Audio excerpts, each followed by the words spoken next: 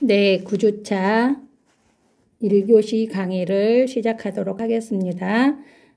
지난 시간에 저희가 이제 내분비계, 전체적으로 내분비계에 해당하는 기관을 봤었고, 또 거기에 관련돼서 분비되는 호르몬이 뭐 있는지를 우리가 살펴봤었죠. 기억나시죠?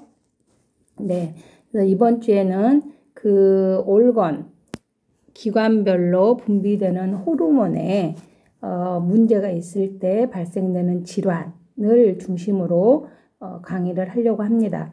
그 기관에 관련된 그 호르몬에 관련된 기본적인 해부 생리를 전체적으로 하려고 하다가 기관별로 하는 게 좋을 것 같아서 기관별 질환 하기 전에 해부 생리를 조금씩 다루면서 그 기관별로 발생되는 질환 중심으로 그렇게 해서 강의를 시작하도록 하겠습니다.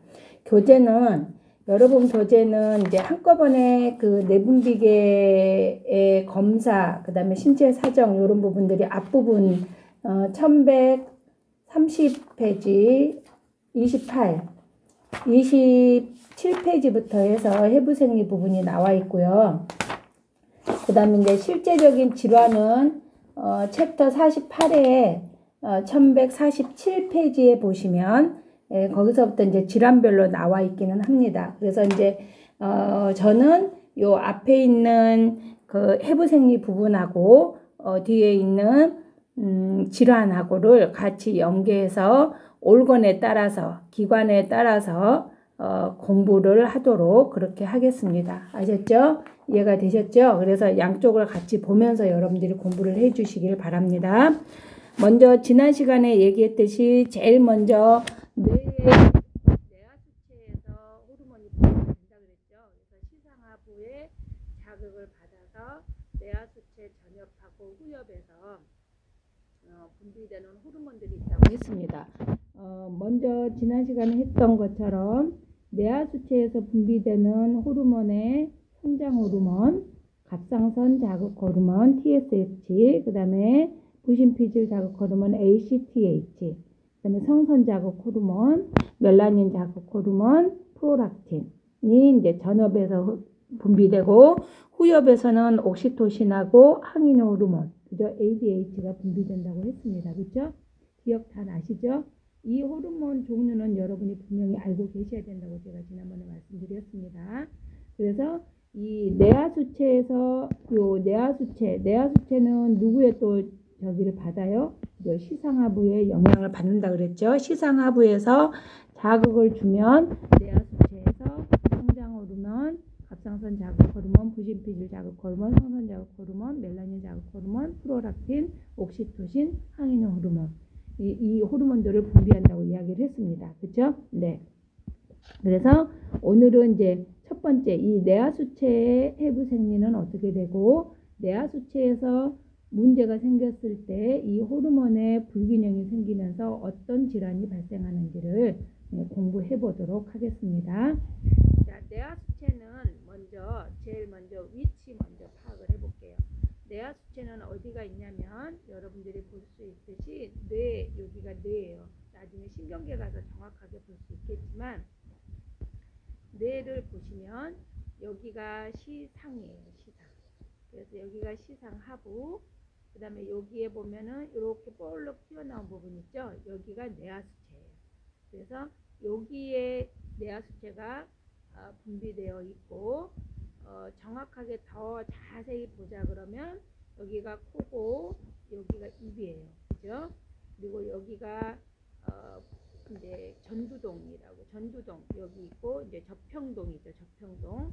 네, 부비동이 있고, 여기에 보면은 요 부분에 이렇게 볼록 튀어나오는 공간이 하나 있는데 이거를 뭐라고 하냐면 턱기관이라고 합니다. 턱기안이라고 합니다. 이 턱기 안에 위치를 하고 있어요. 그래서 뇌하수체는 간내에 해당하는, 간내는 저기죠. 대뇌, 소뇌, 간내. 그죠? 간내에는 시상, 상부, 그 다음에 시상, 시상하부 요 세 가지를 우리가 간내라고 이야기를 합니다. 그래서 간내에 해당하는 시상과 시상하부, 요 시상하부의 아래, 그렇죠? 아까 제가 말씀드렸듯이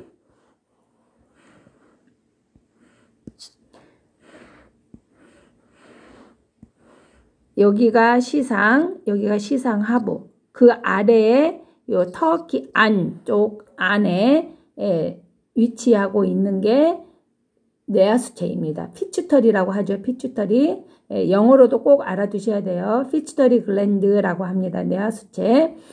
그리고 아까 말했던 두개골, 여기가 두개골이잖아요. 뼈잖아요. 지금 여기가 뼈 아래에 있는 터키 안이라는 공간에 위치하고 있다. 그 말입니다.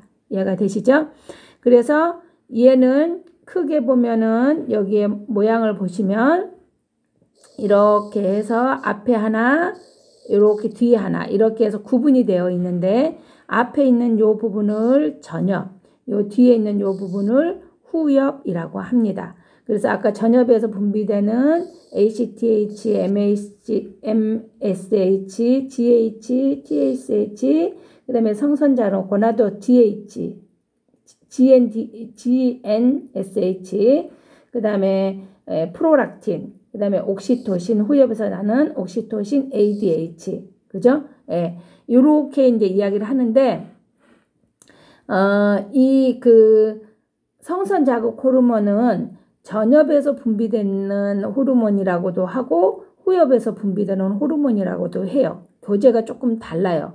그래서 이 성선 자극 호르몬은 전엽, 후엽 이렇게 이제 교제마다 조금 분비되는 곳이 다르고 이 프로락틴도 전엽에서 분비된다는 책도 있고 후엽에서 분비된다는 책도 있어요. 근데 여기는 여러분 교재는 지금 성선 자극 호르몬 프로락틴은 전엽에서 분비되는 호르몬이라고 되어 있는데 여기 또 성선 자극 호르몬은 또 후엽에서 분비되는 호르몬으로 여기 체크되어 있죠. 그래서 이제 요거는 책마다 좀 교재마다 지금 다르게 반영을 하고 있다는 거 좀 알아두시고 그래서 이 전엽하고 후엽으로 나눠 있는데 전엽은 선성이에요. 이게 글랜드가 있어서 거기서 분비되는 거고 후엽은 신경성이에요. 이게 신경 전달 물질에 물질하고 관여가 돼서 호르몬이 분비되는 거예요. 후엽은. 그래서 아까 말했던 옥시토신하고 ADH는 신경성 뇌하수체에서 분비되는 후엽에서 분비되는 호르몬이고 그 다음에 GH, TSH, ACTH, 그 다음에 GNSH, 그 다음에 또 프로락틴 뭐 이런 것들은 다 이제 전엽에서 분비되는 호르몬입니다. 이해가 되셨죠? 그 다음에 이 뇌하수체는 혈액 공급이 어떻게 되냐면 내경동맥 있죠. 목동맥 중에 안쪽, 그죠? 안쪽에 있는 내경동맥의 혈액으로서 혈액 공급을 받고 있습니다. 그 다음에 또 이제 이 5번이 중요한데, 이 뇌하수체 주변에는 여러 가지 신경이 지나가고 있어요. 특히 시각을 담당하는 시각신경들이 여기에 다 들어가는 건데, 시각을 담당하는 나중에 신경계에서 여러분이 또 배우시겠지만, 시각을 담당하는 시신경, 그죠? 뇌신경이 있죠, 뇌신경. 뇌신경이 12쌍이 있는데, 그 중에 두 번째 신경인 시신경, 그 다음에 세 번째 신경인 동안신경, 그 다음에 네 번째는 활자신경, 그 다음에 이제 외전신경 여섯 번째, 여기 여섯 번째, 이게 세 번째, 네 번째, 여섯 번째 신경이 외전신경, 그리고 다섯 번째 신경인 3차 신경이 있어요. 그래서 이제 이런 신경들이 요 뇌하수체 근처에 지나갑니다. 근처에가 있기 때문에 뇌하수체에서 예를 들면 뭐 선종이나 암이나 이런 것들이 발생하면 이 신경들을 누르게 돼요. 그래서 시신경, 눈동자 이런 거에 대한 문제가 발생할 수 있겠죠. 특히 여기에 보시면 뇌하수체가 여기 있으면 요 부분 있죠. 요 부분. 요 부분. 그렇죠? 예, 요 부분이죠. 이 부분에서는 시신경이 양쪽에 두 개가 지나가는데 우리가 오른쪽 왼쪽 눈이 있잖아요. 그 오른쪽 왼쪽 눈을 지나가는 시신경이 여기서 교차가 일어나는 곳이에요. 요 부분이. 그러니까 뇌하수체의 바로 옆에 부분이잖아요. 이게 말하면 이 부분이에요. 그래서 시신경이 이렇게 가요. 시신경이 이렇게 지나가면서 교차가 일어나기 때문에 뇌하수체에 문제가 있어서 뇌하수체가 커지거나 이러면은 요 시신경을 눌러서 특히 시신경 교차 부분을 눌러서 거기에 있는 이제 시력에 문제가 발생할 수 있는 거예요. 그래서 이제 이런 그 주위에 시신경이 지나간다는 걸 좀 알아두셔야지 나중에 증상이나 이런 것들을 이해할 수 있겠죠. 그래서 뇌하수체는 어디에 위치하고 있고, 그래서 시상하부 밑에 위치하고 있고, 뼈 조직으로는 터키 안쪽에 거기에 전엽 후엽으로 해서 되고 있고, 뇌경동맥에 거기에서 혈액을 공급을 받고 있고, 그 다음에 그 주위에 시신경, 이게 시각과 관련된 신경들이 분포하고 있어서 나중에 이제 뇌하수체에 문제가 생기면 거기에 대한 여러 가지의 문제들이 발생할 수 있다라는 걸 좀 알아두시면 되겠습니다. 자, 그 다음에 호르몬은 음성 대먹이 기전에 따르고 있습니다. 음성 대먹이 기전이라는 것은 뭐냐면 예를 들면 TSH 갑상선 자극 호르몬이 있는데 이 애가 갑상선 자극 호르몬이 분비가 돼서 혈중에 갑상선 호르몬, 그죠? T3, T4가 있어요. 나중에 배울 건데 갑상선 호르몬이 증가를 하겠죠. 이 애가 증가하면 갑상선 호르몬이 증가해서 어느 정도 증가하면 얘는 다시 어떻게 돼요? TSH가 한테 뭐예요? 이제는 그만 자극하세요. 그러면서 TSH가 감소하겠죠. 그죠? 그러면은 T3, T4도 어느 정도 또 감소하게 되고. 그러니까 증가하면 몸 안에 갑상선 호르몬이 많으면 정상이 넘어가면 안 되잖아요. 그래서 정상 수치보다 많게 되면 TSH를 떨어지게 되고 이 TH가 떨어지면 T3, T4도 이제 감소하게 되는 거죠. 그러면서 정상 수치를 유지하게 됩니다. 그래서 여기에 보시면 시상하부에서 방출 호르몬이 있었죠. 자극 호르몬을 하면 뇌하수체 전엽에서 예를 들면 이런 이제 호르몬들을 분비를 하는 거죠. 그래서면 생시샘 아까 성선 자극 호르몬을 분비를 하면 난소와 고안에서 에스트로겐, 안드로겐 이런 것들을 분비를 해요. 근데 얘가 어느 정도 분비가 되면 얘가 어떻게 돼요? 그쵸. 이제 그만 분비하세요 해야 될 거 아니야. 그러면은 뇌하수체 전엽에 가가지고 뇌하수체 전엽에서 성선 자극 호르몬을 그만 분비하는 거죠. 그렇게 되면 생식샘에서 이 에스트로겐과 안드로겐을 이제 분비를 또 억제를 하는 거죠. 그래서 많으면 억제하고 적으면 분비하게 하는 음성 대먹이 기전을 따르고 있다는 거예요. 뭔지 알겠죠? 근데 문제가 되는 것은 뭐냐면 예를 들면 TSH가 증가해서 T3, T4가 증가를 했는데 얘가 다시 TSH가 감소하고 T3, T4가 감소하게끔 해서 정상 수치를 유지하게 해줘야 되는데 얘가 계속 증가를 한다거나 요것만 있다거나 아니면 얘만 있다거나 그죠? 계속 감소를 한다거나 이런 한 방향으로 그죠? 한 방향으로만 흐르게 되면은 문제가 생기겠는 거죠. 그래서 한 방향으로 흘리게 되면 얘가 계속 증가하면서 항진증이 되는 거고 또 한 방향으로 계속 떨어지게 되면 얘는 이제 호르몬이 감소하면서 감소증이 되는 거죠. 저하증이. 그래서 음성 대먹이 기전을 따르지 않게 되는 경우에는 증가하거나 감소하면서 항진이나 저하증으로 발생할 수가 있습니다. 이해가 되시죠? 무슨 말인지? 그래서 이 부분 음성 대먹이 기전을 따라야지만 호르몬은 정상 수치를 유지할 수 있다라는 것을 알아두시면 되겠습니다. 자, 뇌하수체에 대한 해부생리 다 하셨죠? 자, 그러면 뇌하수체에 대한 관련 질환을 공부해 보도록 하겠습니다. 뇌하수체 우선 첫 번째는 요 지금 두 가지 뇌하수체 기능 항진증, 뇌하수체 기능 저하증 요 두 가지를 할 건데 뇌하수체 기능 항진증, 뇌하수체 기능 저하증은 먼저 여기는 뭐가 문제냐면 전엽. 둘 다 뇌하수체 전엽에 대한 호르몬이 증가하냐 감소하냐에 따라서 생기는 질환을 먼저 공부를 해보도록 하겠습니다. 뇌하수체 기능 항진증, 이게 아까 방금 말했던 뇌하수체 전엽 호르몬의 과다 분비가 한 가지 이상, 뇌하수체 전엽에서 분비되는 성장 호르몬, 갑상선 자극 호르몬, 부신비질 자극 호르몬 뭐 여러 가지가 있었잖아요. 그 중에 한 가지 이상의 증가가 일어나는 증상을 뇌하수체 기능 항진증이라고 하고, 뇌하수체 기능 저하증은 뭐냐면 전엽 호르몬 중에 한 가지 이상이 감소하는 것을 뇌하수체 기능 저하증이라고 합니다. 근데 제일 많이 발생하는 게 이제 성장 호르몬이에요. 성장 호르몬. 이 성장 호르몬이 과다 분비되는 경우, 그다음에 성장 호르몬이 과소 분비되는 경우.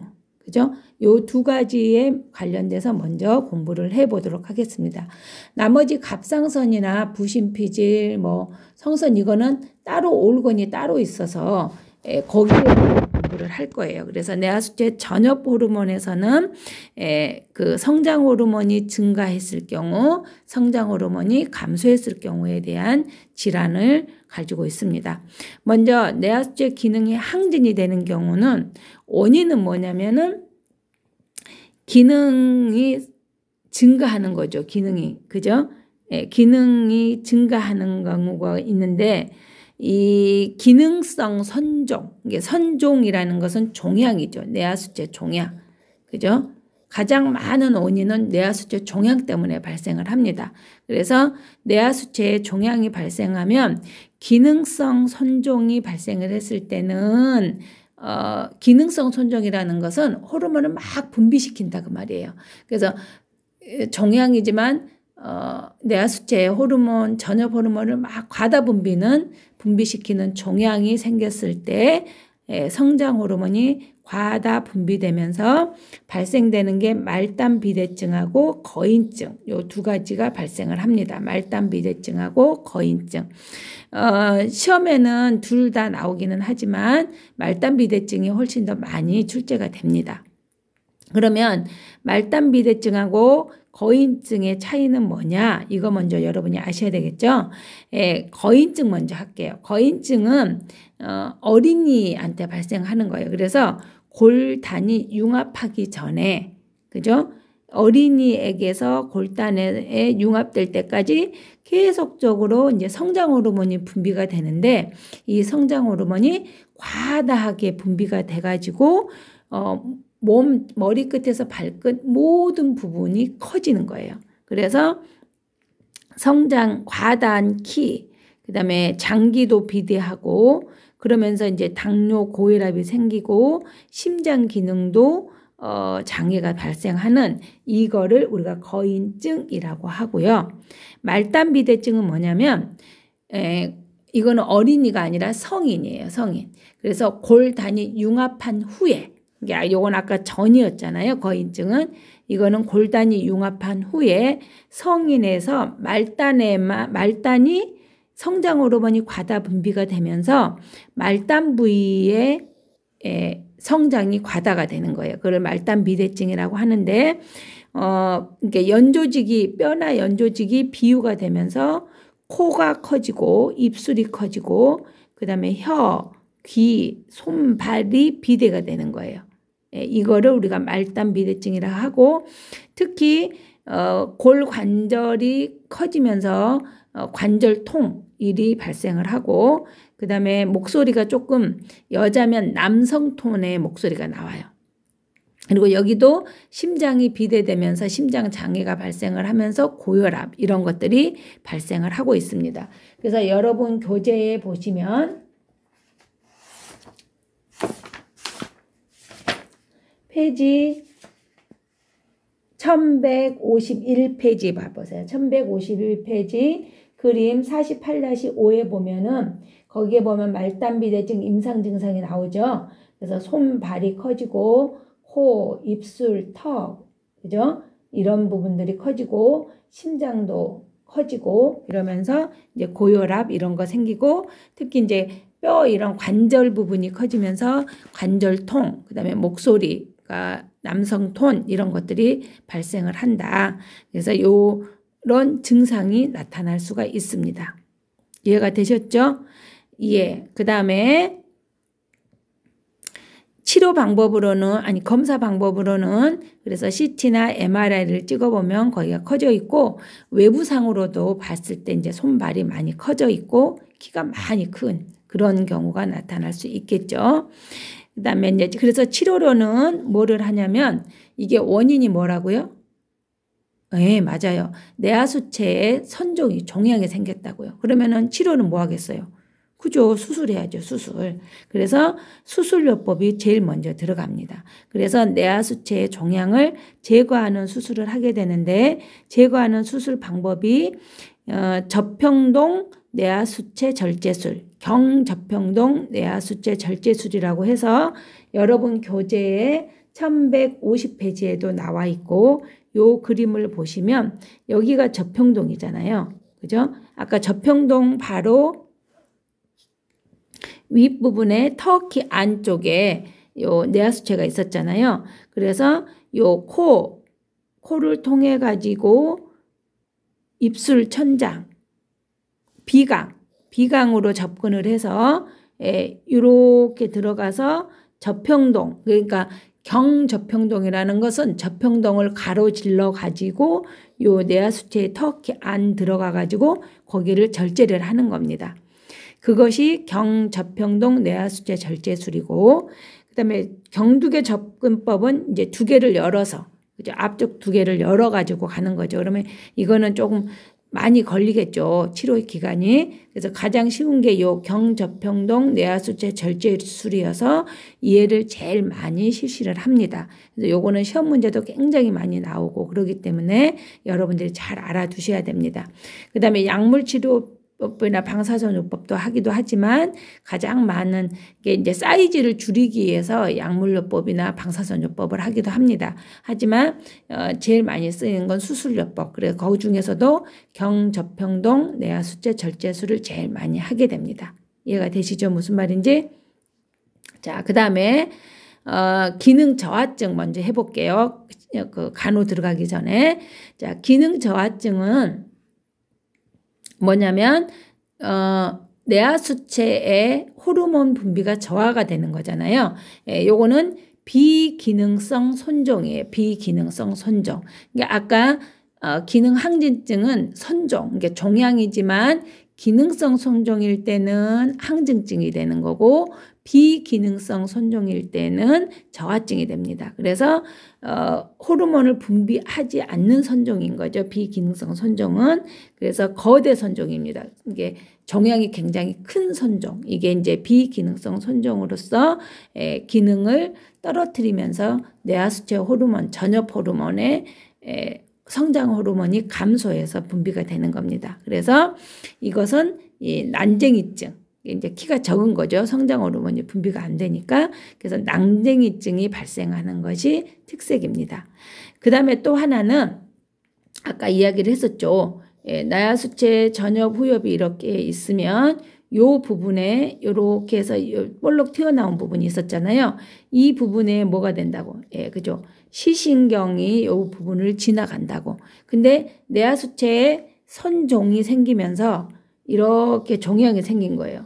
그죠? 이게 큰 거대 선종이라 그랬잖아요. 종양이 생기면서 여기를 누르면 시신경에 문제가 발생을 하는 거죠. 그렇죠? 네. 그래서 요 시력에 문제가 생기는데 시력이 문제가 생기는 것 중에 요 아까 말했던 3, 4, 5, 6번 특히 또 2번 신경, 2번 신경이 시신경이라고 했으니까 3, 4, 5, 6번, 3번은 뭐냐면 3번, 4번, 6번은 눈동자 움직이는 거예요. 그래서 3번, 4번, 5번에 뇌신경도 압박을 하면서 눈동자 움직임에도 문제가 생기고 그 다음에 2번 신경, 그죠? 2번 신경이 시신경입니다. 시신경.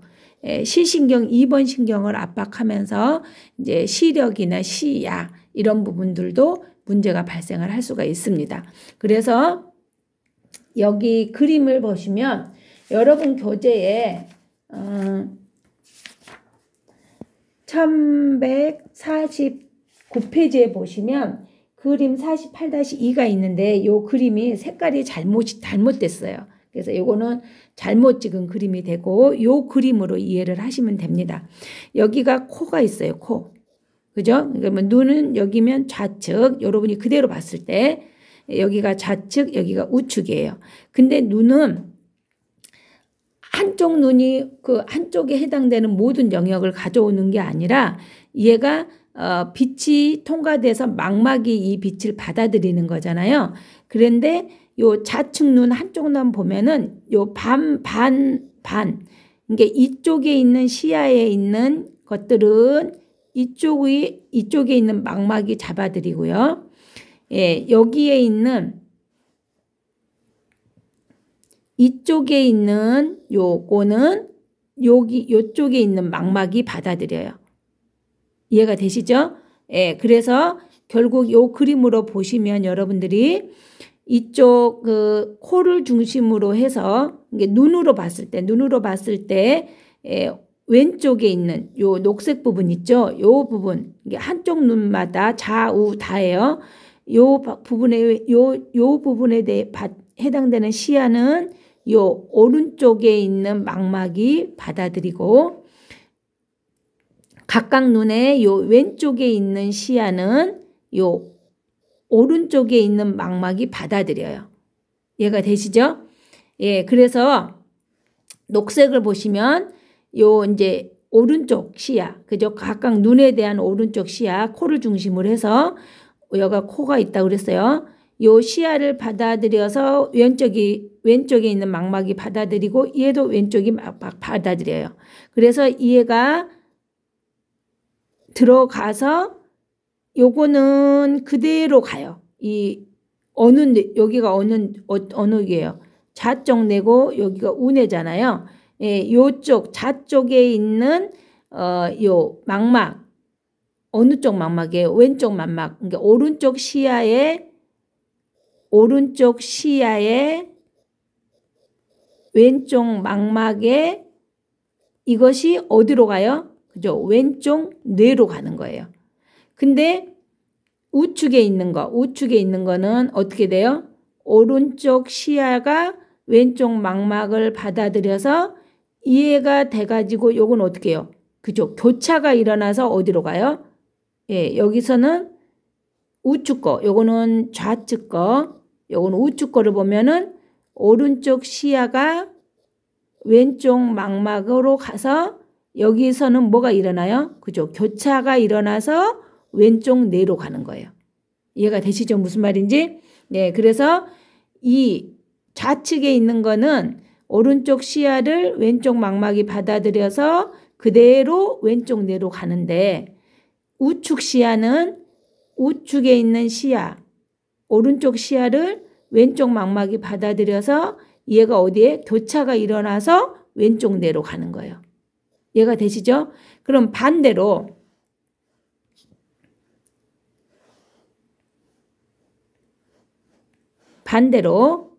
여기가 좌예요. 반대로 왼쪽 시야, 그죠? 왼쪽 시야, 그죠? 왼쪽 시야는 어디서 오른쪽 망막이 받아들여요. 그래가지고 얘가 어디로요? 교차가 일어나죠? 교차가 일어나서 어디로 가요? 그죠? 오른쪽 뇌로 가는 거죠. 이쪽에 거 보면은 여기는 좌거, 이건 우거. 우측에 거 보면은 얘가 이쪽이죠. 그죠? 예, 왼쪽 시야 거를 어디서 받아들여요? 오른쪽 망막에서 받아들여서 얘는 교차하지 않고 그대로 어디요? 오른쪽 뇌로 가는 거예요. 이해가 되시죠? 그러면은 여러분 말씀드린 것처럼 얘는 반으로 나눠서 이렇게 반으로 나눠서 한쪽은 받아들인 거 한쪽은 그대로 가지만 한쪽은 어떻게 해요? 교차가 일어나요. 그래서 왼 좌측의 요 부분, 그죠? 오른쪽 망막, 왼쪽 시야의 오른쪽 망막계 교차가 되고 우측은 오른쪽 시야의 왼쪽 망막이 교차가 되는 거예요. 그리고 나머지는 그대로 가는 거고. 이해가 되시죠? 자, 근데 만약에 여기서는 어디를 누른다고요? 지금 뇌하수체 종양이 생기면 어디를 눌러요? 요 시신경 교차하는 부분을 눌러요. 요 부분을 누르게 되는데 만약에 여기를 누르게 되면은 요 신경을 누르게 되면은 어떻게 돼요? 어디 부분이 안 돼요? 그죠? 오른쪽 요 부분. 그죠? 요 부분, 요 오른쪽 까만 것이 안 보이는 거예요. 요쪽 부분이 안 보이게 되는 거예요. 이해가 되시죠? 만약에 여기 시신경 요 부분, 교차하는 부분이 문제가 생기면 어디 부분이 안 보이겠어요? 교차하는 부분이 생기면 자, 요거 가볼게요. 요거는 왼쪽 망막이죠. 좌측 거, 요 왼쪽 시야를 오른쪽 망막이 받아들이잖아요. 그게 교차하는 거잖아. 그러면 이게 안 되는 거니까 어디 부분이 안 보여요? 그죠? 요 부분이 안 보이는 거죠. 요 부분. 그죠? 왼쪽 시야는 오른쪽은 어떻게 돼요? 여기 이제 지금 오른쪽은 무슨 색이 교차를 해요? 녹색이 교차하잖아요. 녹색은 어느 쪽, 우측의 어느 쪽이에요? 그죠? 오른쪽 시야잖아요. 이쪽이 안 보이는 거죠. 요쪽. 그래서 요 지금 1, 2, 3, 4번 요 부분이 시신경 교차 부분에 문제가 생기게 되면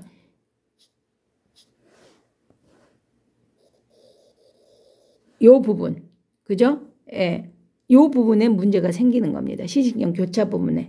그래서 양측 반맹증이라고 하죠. 양측성 반맹증. 그래서 시신경 교차 부분에서 뇌하수체 선종, 비기능성 선종이 발생을 하면 시신경 교차 부분을 압박을 하면서 양측에 반이 안 보이는 거예요. 그러면은 환자 입장에서 보면은 코 중심으로 했을 때 요 부분 이렇게 해서 이러고 보면 여기 부분만 보이는 거예요. 여기에 있는 시야. 그러면은 환자를 간호를 할 때 우리가 어떻게 해야 되는지 나오겠죠? 환자한테 접근할 때 앞에서 접근을 해야지 요 오른쪽 왼쪽에서 접근을 하면 환자가 놀랄 수가 있어요. 이게 식사도 그렇고 물건도 그렇고 이런 부분들도 이제 나중에 우리가 그 신경계에서 가서 배우겠지만 그런 부분. 근데 만약에 여기가 압박이 됐다. 여기가 압박이 되면 어떻게 돼요? 여기 되면 빨간색이 지금 압박이 되는 거잖아요. 그럼 빨간색 압박이 되면 어떻게 돼요? 요쪽 부분이 안 보이고, 그죠? 요 부분이, 요렇게 교차하는 요곳이 안 됐고, 여기 오른쪽 뇌에서는 요쪽 부분이 안 보이는 거죠? 이해가 돼요? 그래서 요 7번. 예, 요 7번은 여기에 문제가 생겼을 때 발생을 하는 거예요. 근데 이제 그러니까 여기에 문제가 생겼을 때, 요 시신경에 문제가 생겼을 때, 여기에 문제가 생겼을 때, 여기는 많이 나오니까 여러분들이 좀 알아두시면 좋고, 특히 시신경, 교차 부분에 문제가 생겼을 때는 양측 반맹증이 발생한다. 그래서 이제 환자한테 간호할 때 어떻게 해야 되는지를 여러분들이 잘 알아두시길 바랍니다. 그래서 비기능성 손종, 뇌하수체에 비기능성 손종이 발생을 하면 기능 저하증이 나타나고 성장 호르몬이 감소하면서 난쟁이증이 발생하면서 시신경 교차 부분을 눌러서 양측 반맹증이 나타나고 3, 4, 5, 6번 시신경을 압박을 하면서 안구 운동에도 문제가 생깁니다. 뭔지 아시겠죠? 네. 자, 그러면 둘 다 지금 뇌하수체 전엽에 기능이 항진이 되고 저하가 됐을 때 간호는 어떻게 하느냐? 간호는 뭐에 맞춰서 간호를 해요? 그죠? 경저평동 뇌하수체 절제술이 있었잖아요. 거기에 맞춰서 간호가 들어가 줘야 됩니다. 그래서 간호 전에는 이게 아까 그 코로 해가지고 그죠? 비강을 통해서 저평동을 통해서 우리가 뇌하수체 절제를 한다 그랬잖아요. 그래서 이제 코 부분에 패킹을 하고 나와요. 그렇기 때문에 구강을 코로 호흡을 할 수가 없으니까 구강 호흡을 하는 거를 미리 교육을 해줘야 되고, 갔다 와서 기침, 재채기 이런 거 하면은 뭐야, 얼굴에 압력이 커지면서 요 수술 부위가 터져버려요. 그래서 기침, 재채기, 코 푸는 거를 하지 않도록 미리 교육을 시켜줘야 되고, 그 다음에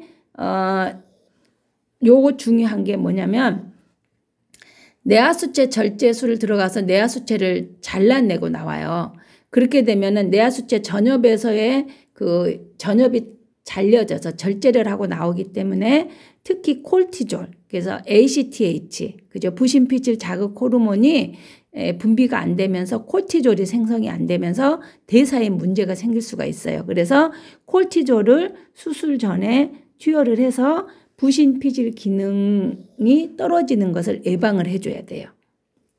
그리고 수술 후에는 이제 뇌 두개 내압이 상승할 수 있잖아요. 지금 뇌를 건드려 놨으니까. 그래서 두개 내압 상승을 했을 때는 나타나는 게 두통, 경부강직, 목 부분이 뻣뻣해지는 경부강직, 그 다음에 의식의 변화, 이런 것들이 나타날 수가 있습니다. 그래서 머리를 상승시켜주는, 그래서 반자이를 취해줘야 되고, 그 다음에 내수막염이 발생을 할 수가 있는데,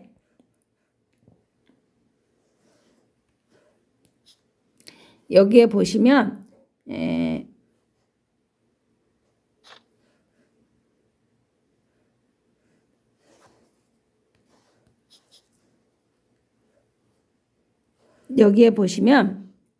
이 지금 내하수체가 여기 있잖아요. 그죠? 요 부분이 뇌거든요. 뇌. 그래서 뇌를 중심으로 해서 요렇게 지금 요 길 보여요? 요 길이, 요곳이 뭐냐면 내하수체, 지주막 하강이에요. 지주막 하강. 지주막 하강에 내하수체가 흐르고 있거든요. 물이 흐르고 있는데 그 물 이름이 내하수체액이에요. 내하수체액. 그죠? 요건 나중에 신경에 가서 다시 한번 하고, 그런데 요렇게 수술이 들어가잖아요. 요렇게 수술이 들어가니까 이 그 지주막 하강 요 부분을 건드리잖아요, 지금. 그래서 여기가 잘 메꿔지지 않으면 여기서 뚝뚝뚝뚝 뭐가 흘러요? 그죠? 내하수체 액이 흐를 수가 있어요. 그죠?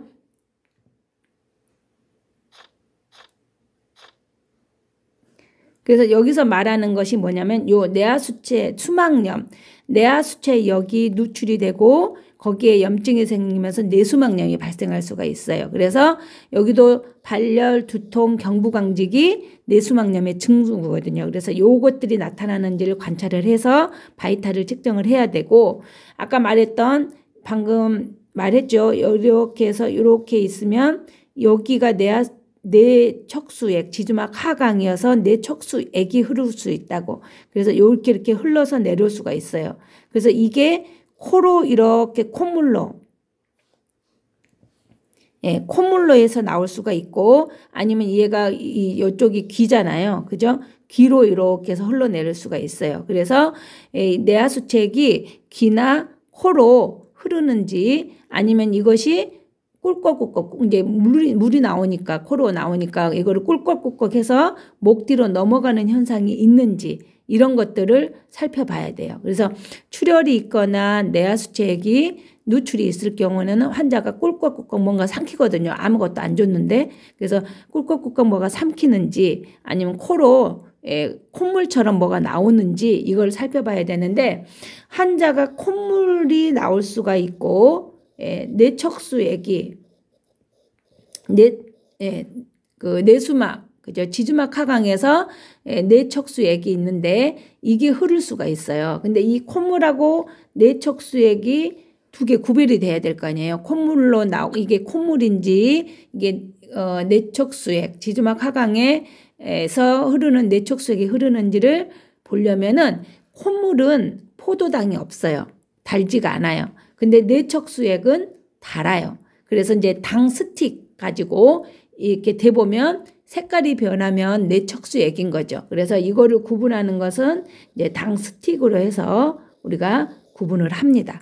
그래서 내척수액이 흐르는지, 그래서 포도당이 포함되어 있는지 안 있는지를 당 스틱으로 해서 내척수액 누출을 확인을 해야 됩니다. 뭔지 알겠죠? 그 다음에 항이뇨 호르몬 결핍으로 요봉증, 요거는 좀 이따가 배울 겁니다. 이게 내하수체 후엽까지 잘라내서 후엽 호르몬이 안 나왔을 때, 그 다음 부신피질 호르몬이 안 나오게 되면 이제 섬액이 발생할 수 있고 갑상선 부전이 생길 수가 있고 이럴 수 있기 때문에 이런 증상들이 있는지 없는지를 살펴봐야 되고, 자, 제일 중요한 거는 뭐냐면, 아까 말했죠. 코로 숨 쉬는 것이 어렵기 때문에 무슨 호흡을 해야 돼요? 구강호흡을 하도록 해야 돼요. 그러면 이제 구강으로 호흡을 하니까 구강이 건조하기 때문에 구강간호를 해줘야 되고, 그 다음에 이제 내하수체 전엽을 잘라냈을 때는 부신피질 호르몬, 성장 호르몬, 갑상선 자극 호르몬 이런 것들이 분비 안 되잖아요. 그러니까 이 코티솔, 특히 다른 것보다는 부신피질 자극 호르몬에서 나중에 피질에서 분비되는 콜티솔이 있어요. 콜티솔. 이 콜티솔은 평생 투여를 받아야 돼요. 근데 이 콜티솔은 위 점막을 헐어요. 그렇기 때문에 제산제랑 함께 꼭 복용하도록 해줘야 됩니다. 이해가 되셨죠? 우리 콜티솔 지난번에 배웠죠? 배웠어요? 안 배웠어요? 그죠? 스테로이드 제제 콜티솔 배웠잖아요. 프레드니솔론, 그죠? 덱사메타손, 그죠? 다 배우셨죠? 요 호르몬을 분비가 되기 때문에 이 부분을 꼭 반드시 보충을 해줘야 돼요. 내하수체 전엽을 잘라냈으면 이제 호르몬 분비가 안 되면 대사에 문제가 생겨요. 그렇기 때문에 콜티솔을 평생 주사 맞아야 되고, 아까 수술 전에도 어떻게 해요? 콜티솔 미리 투여한다 그랬죠?